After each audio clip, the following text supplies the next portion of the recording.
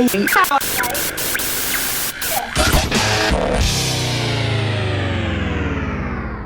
Shawna K, challengeworkouts.com. I'm here in South Beach, Miami. Is that what it's called? I think so. Yeah. And I'm here with Dennis Heenan. It took us about 10 minutes to set the camera up so that my head was in and his head was in. Hopefully. Yeah, 6'6". Anyway, Dennis has got some great tips for us for ab training. Yeah. So I'm not going to make him show his abs, but they're there.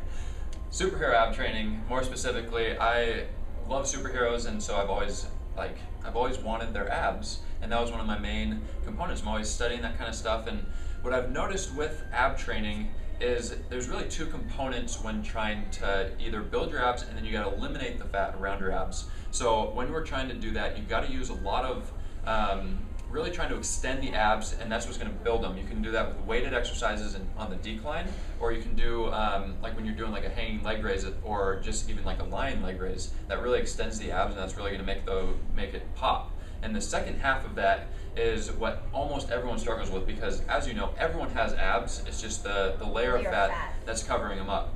And so one of the biggest things with my ab training, and that I've seen by far the best results with clients and with participants who I've tested these workouts on, is when we bump the intensity and combine that with core specific training. I mean, you look at people and it's just like they eliminate the love handles and they just drop body fat like crazy, because what you're doing is you're building those abs and eliminating fat at the same time. And I mean, there's multiple ways that you can do that, but one of the best ways to do it is just by combining those, and all you need is about 10 to 15 minutes to really make that happen. And again, your abs are like every other muscle, and you need to give them a break. And so you don't have to do it every day. It's just 3, maybe 4 days a week, and they're short, intense, and you can get it in the gym, get out, and you're done, and you can start seeing great results. Can it be a standalone program or a day off program, or both? It can be both.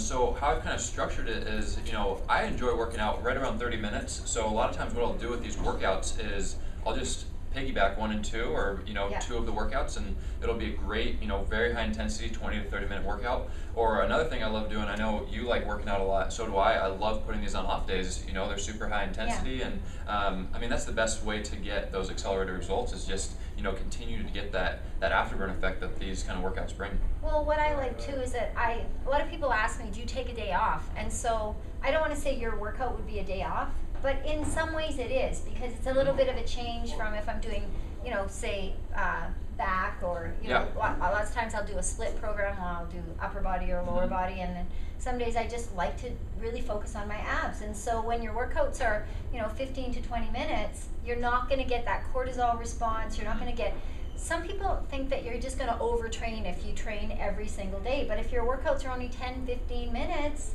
you're definitely not going to overtrain, even with that high intensity stuff. Yeah, the one thing I mean, if you look at, we're not all professional athletes, but our bodies are made to be an athlete, and our bodies can take a lot more than we think, and when you obviously you don't want to start off going 6 days per week, or even 5 days per week, but you can build up to doing that, because when you do look at an athlete or a celebrity training for something, they're going 5, 6, maybe even 7 days per week, but they're going at different they're going at different lengths and doing a bunch of different things. Like, if you're training legs the day before, you can absolutely go a core specific workout the next day and have a great benefit Give from that. Your legs a rest. Yep. And And so for me, it's really I just love to move. Yep.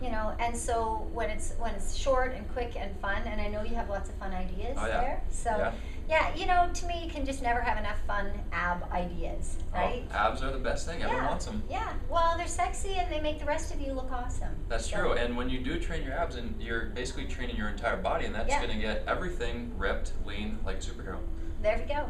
All right. So if you want to know more from Dennis, and just click the link below. Thanks, guys.